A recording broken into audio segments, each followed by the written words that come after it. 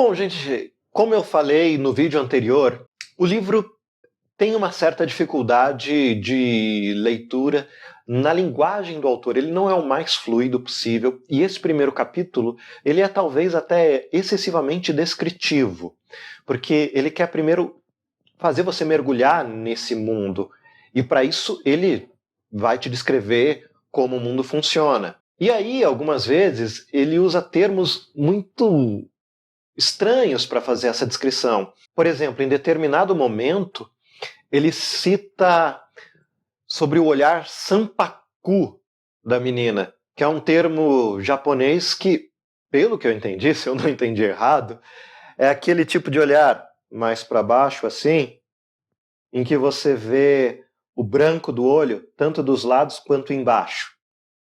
Sabe? Então, quer dizer, é um termo específico para uma coisa muito complicado, é um termo japonês e se eu não estou errado no entendimento, porque é o que eu entendi pelo glossário, então, essas coisinhas dificultam um pouco.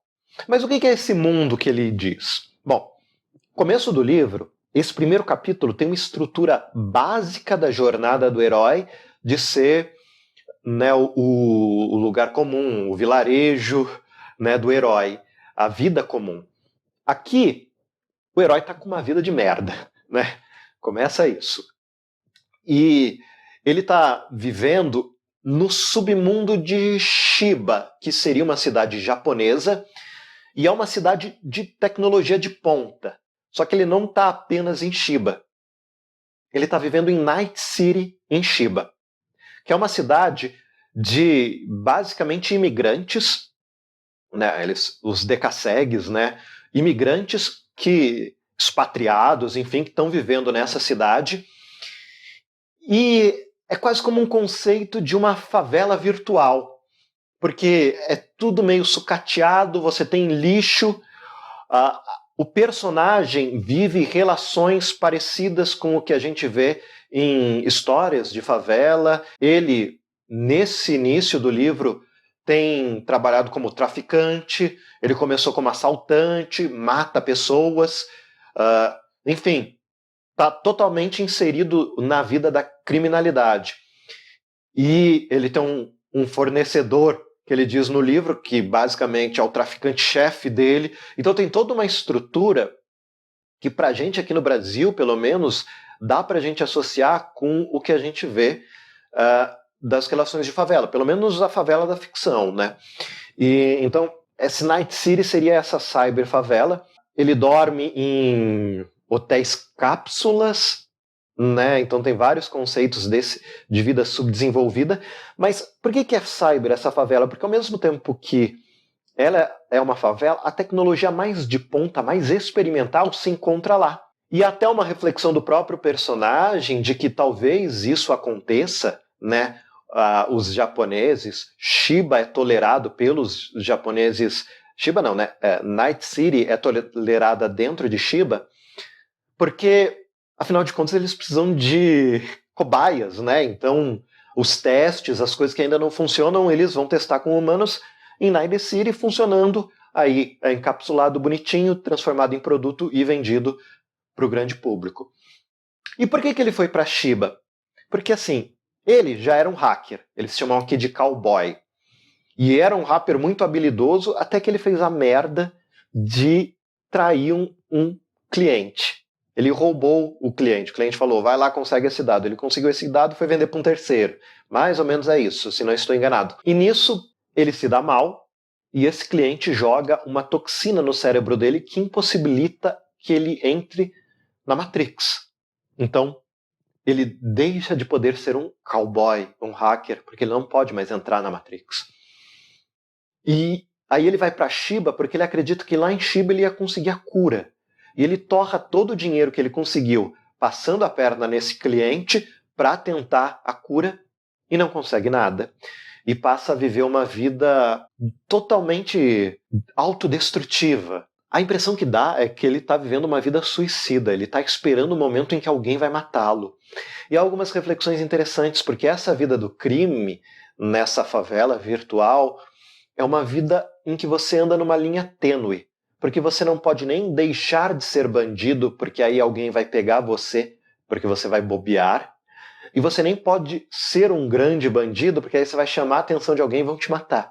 Então você tem que andar naquela linha tênue, sem chamar muita atenção e sem vacilar. E esse primeiro capítulo é interessante porque é quase como uma historiazinha autocontida. Tem toda uma trama que acontece só nesse primeiro capítulo, que é o quê? Uma ex-namorada dele chega e fala que o chefe dele, esse principal fornecedor, quer matá-lo porque ele está devendo dinheiro para ele. Inicialmente ele não acredita, porque ele fala, imagina, não é tanto assim que eu estou devendo, e se ele me matar ele perde todo o dinheiro. Não, é só negociação. E a partir disso ele começa a ficar paranoico. E há, claro, uma recapitulação dessa ex-namorada, e ele vê que há uma culpa associada a ela, porque ele a levou para um caminho de vício, porque ele também é viciado em droga, uma droga que dá uma sensação de adrenalina. Então as próprias relações dele de adrenalina são diferenciadas. Ele pode ficar paranoico, porque o tempo todo ele tem uma relação diferente com o corpo, e como lidar com isso. Você vê que a noção de realidade também é alterada o tempo todo. Ele não sabe o que é verdade, o que é piração dessas drogas, até porque ele vivia também mais na Matrix do que no mundo real. Há uma frase muito interessante que ele diz que ele foi confinado à prisão da própria carne, porque os cowboys têm quase como uma coisa como se a carne fosse inferior. Então, dentro disso, ele está depressivo, autodestrutivo, ele já não acredita mais que ele tem uma salvação para voltar à Matrix.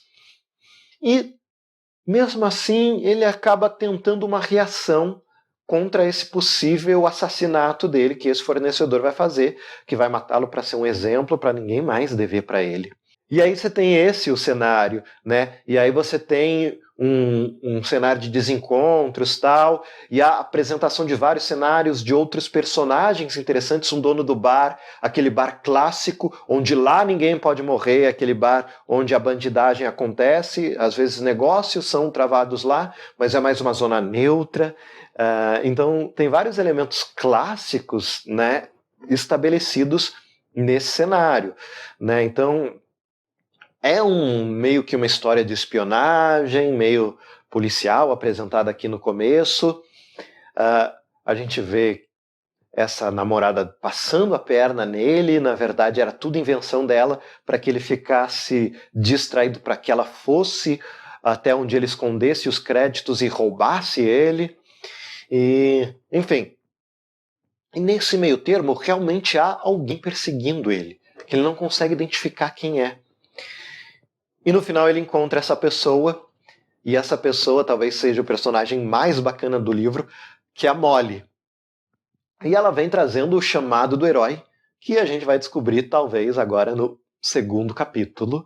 E vamos agora para a leitura. Ainda não li no momento que eu estou gravando, e vamos ler até o segundo vídeo, tá certo? Então vamos ver como é que fica isso.